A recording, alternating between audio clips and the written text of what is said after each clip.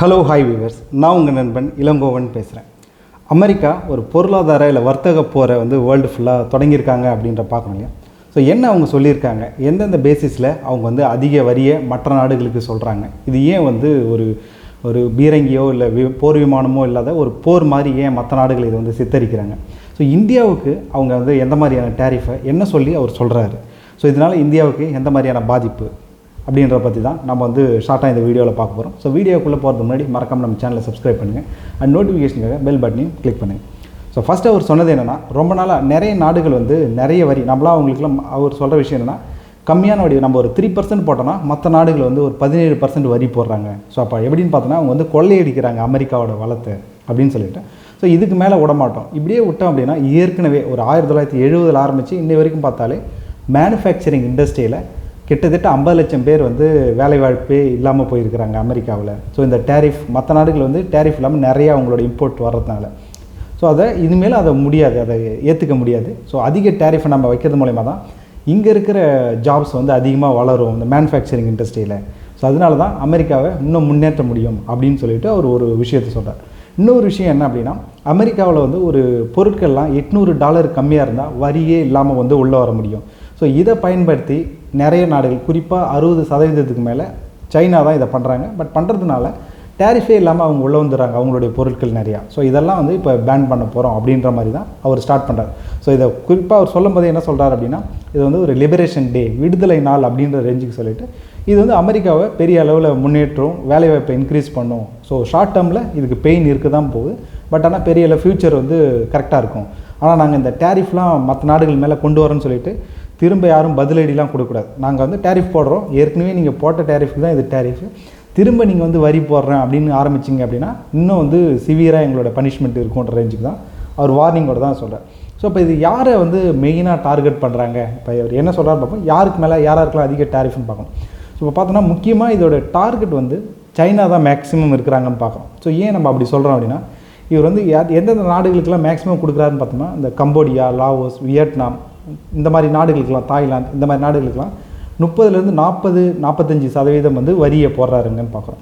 So இப்போ சைனாவுக்கு இந்த இடத்துல எவ்வளோ போடுறாரு அப்படின்னா 34% சைனாவுக்குன்னு சொல்கிறார். ஸோ இது மூலமாக ஏற்கனவே அவர் கொஞ்சம் ஸ்டார்டிங்லேயே அவர் என்ன சொல்கிறாருன்னா, சைனாவுக்கு, மெக்சிகோ, இந்த நாடுகளுக்கெல்லாம், கனடாக்கெல்லாம் 20% டேரிஃப்னு ஏற்கனவே சொல்லியிருந்தார். ஸோ இப்போ அந்த 20%ஐயும் இப்போ சொல்லியிருக்க சைனாவுக்கு இப்போ சொல்லியிருக்க 34% சேர்த்தனா சைனாவுக்கு ஓவரால் டேரிஃப் பார்த்தோன்னா 54% கிட்ட டேரிஃப் வந்துச்சுன்னு பார்க்கும். இப்போ இந்த சைனாவோட சொல்லும் போதே பார்த்தோன்னா மற்ற நாடுகளையும் ஒரு சொல்ல, வியட்நாம், நம்ம லாவோஸ்லாம் சொன்னோம் இல்லையா, கம்போடியான்னா, ஸோ இங்கெல்லாம் சைனாவோட இன்ஃப்ளூயன்ஸ் இருக்கோ அந்த நாடுகளுக்கும் டேரிஃப் அதிகமாகுது அப்படின்றத நம்ம பார்க்குறோம். ஸோ இப்போ ஓவரால் டார்கெட் எங்கே வைக்கிறார் குறி அப்படின்னு பார்த்தோன்னா, சைனாவுக்கு மேக்ஸிமம் அவங்க தான் 500, அவங்க அமெரிக்காவுக்கும் சைனாவுக்கும் ட்ரேட் எவ்வளோ போதுன்னா $500 பில்லியன் அளவுக்கு. ஸோ இப்போ சைனா ஒரு அந்த சர்ப்ளஸ்ன்னு சொல்லுவாங்க இல்லையா, ஸோ அது சைனா கிட்டத்தட்ட $300 பில்லியன் கிட்ட இருக்குது. ஸோ அதுக்காக சைனாவும் அவங்க எந்தெந்த நாடுகள் மூலயமாலாம் ஏற்றுமதி பண்ணோம் அவங்க எல்லாருக்குமே இங்கே செக் வைக்கிறாங்கன்னு பார்க்குறோம். ஸோ இதில் ஒரு சுவாரஸ்யமான 2 விஷயம் நம்ம பார்க்கணும்னா, இவர் சொன்ன லிஸ்ட்டில் ஆள்களே யாருமே வசிக்காத ஒரு தீவு, பென்குயின்கள் மட்டுமே இருக்கிற ஆஸ்திரேலியாவோட தீவு ஒன்று, மெக்டொனால்ட் தீவுன்னு சொல்லுவாங்க. ஸோ அந்த தீவுக்கு கூட இவர் 10% சொல்லியிருக்காருன்றதையும், ஸோ அதுக்கடுத்து பார்த்தா இவங்களுக்கு அமெரிக்காவுக்கு எதிரியாக சொல்கிற ரஷ்யாவுக்கு அந்த லிஸ்ட்லேயே அவங்க வரல அப்படின்றதையும் நம்ம பார்க்கணும். ஸோ இப்போ மெயினாக அவர் சொன்னது என்னென்னா, எல்லா நாடுகளுக்கும் பிளாங்கெட்டாக 10% டேக்ஸ் அப்படின்னு சொல்கிறார். ஸோ அதை தாண்டி மற்ற நாடுகள் இவர் லிஸ்ட் பண்ணுறார். அந்த நாடுகளுக்கெல்லாம் இப்போ நம்ம சைனா சொன்னாலே 34%, இந்தியாவுக்கு 26% சொல்கிறார். ஸோ இந்தியாவுக்கு சொல்லும்போது அவர் சொன்ன விஷயம் என்னென்னா, இந்தியாவோட பிரைம் மினிஸ்டர் என்னோட க்ளோஸ் ஃப்ரெண்ட், பட் ஆனால் அந்த வெரி டஃப்பாக இருக்குங்க அவங்களுடைய டேரிஃப்லாம். ஸோ இப்போ அவங்க நம்மளை கரெக்டாக, ஃப்ரெண்டாக இருந்தாலும் கரெக்டாக ட்ரீட் பண்ணாததுனால அவங்க மேலேயே நாங்கள் வரி போடுறோம் அப்படின்னு தான் அவர் சொல்கிறார். ரெசிப்ரோக்கல் டிஸ்கவுண்டட் டேரிஃப்னு சொல்கிறார், பதிலடி வரி மாதிரி அவர் இந்த இடத்துல சொல்கிறார். இந்தியாவுக்கு 26% அப்படின்னு சொல்லிட்டோம். ஸோ அதுக்கு அடுத்தது பார்த்தோன்னா அவங்களுடைய க்ளோஸ் கூட்டணியாக இருக்கிற மற்ற நாடுகள் பார்த்தோன்னா யூரோப்பியன் யூனியனுக்கு 20, ஜப்பானுக்கு 24, ஆஸ்திரேலியாவுக்கு, ஸோ இந்த நாடுகளுக்கு எல்லாமே கொஞ்சம் கொஞ்சமாக அவர் டேரிஃபை அனௌன்ஸ் பண்ணுறாருன்னு பார்க்குறோம். ஸோ இப்போ எல்லாருமே இதில் மெயினாக சொல்கிறது, சைனா ஃபஸ்ட்டு சொல்லிட்டாங்க இது கரெக்ட் கிடையாது, இது மூலயமா யாருமே ஜெயிக்க முடியாது, நாங்களும் பதிலடி டேரிஃபை கொடுப்போம் அப்படின்னு சொல்லிட்டு அவங்க சொல்லிட்டாங்க. ஸோ யூரோப்பியன் யூனியனும் நாங்கள் திங்க் பண்ணி நெகோஷியேட் பண்ணுவோம், அப்படி இல்லைனா பதிலடி டேரிஃபை கொடுப்போம் அப்படின்னு சொல்லிட்டாங்க. ஸோ இப்போ மேக்ஸிமம் இந்தியாவுக்கு நம்ம 26% சொல்லியாச்சுல, இந்தியாவுக்கு என்ன பாதிப்பு வரும் அப்படின்னு நம்ம ஃபஸ்ட்டு பார்த்தோன்னா, இந்தியாவிலேருந்து அதிகமாக எக்ஸ்போர்ட் பண்ணுறது அமெரிக்காவுக்கு எலக்ட்ரானிக்ஸும் அப்புறம் அந்த ஆட்டோமொபைல்ஸ் இந்த மாதிரி, அப்புறம் வந்து இந்த ஜுவல்ஸ் இருக்குல்லையா, ஜுவல்லரி ஐட்டம்ஸ் தான். ஸோ இந்த பொருள் தான் மேக்ஸிமம்ன்றதுனால அந்த ஏரியாவுக்கு தான் இந்த டார்கெட் இருக்கும். அதுக்கடுத்து இந்த மருந்து பொருட்கள் பார்மாசூட்டிகள்லாம் இந்தியா எக்ஸ்போர்ட் பண்ணுறாங்க. பட் அதுக்கெலாம் ஒரு இப்போதைக்கு வந்து விலக்கு கொடுத்துருக்காரு.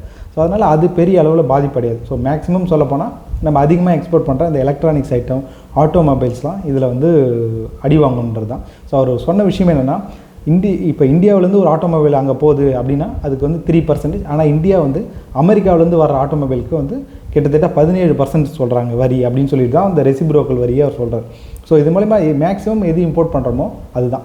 ஸோ அப்போ இன்னொரு விஷயம் அவர் சொல்கிறாங்கன்னா, எக்ஸாம்பிள் வந்து ஒரு ஆஸ்திரேலியாவை எடுக்கும்போது அவங்க வந்து பீஃப்லாம் அமெரிக்காவிலேருந்து வர்றதையே பேன் பண்ணுறாங்க. காரணம் என்னென்னா, அவங்க ஃபார்மர்ஸ்லாம் பாதிக்கப்படக்கூடாது. ஸோ அப்போ ஒவ்வொரு நாடும் அக்ரிகல்ச்சர் ப்ராடக்ட் எல்லாத்தையுமே யூஎஸ்லேருந்து டேரிஃப் அதிகமாக கொடுத்து, காரணம் அவங்களுடைய ஃபார்மர்ஸை பாதுகாக்கணும் அப்படின்னு சொல்கிறாங்க. பட் ஆனால் யூஎஸ்லேயும் ஃபார்மர்ஸ் இருக்காங்க, அவங்களையும் நம்ம பாதுகாக்கணும் அப்படின்னு தான் ஒரு ட்ரம்ப் சொல்லிவிட்டு இந்த வரியெல்லாம் ஒவ்வொன்றா ஒரு அனௌன்ஸ் பண்ணுறான்னு பார்க்கணும்.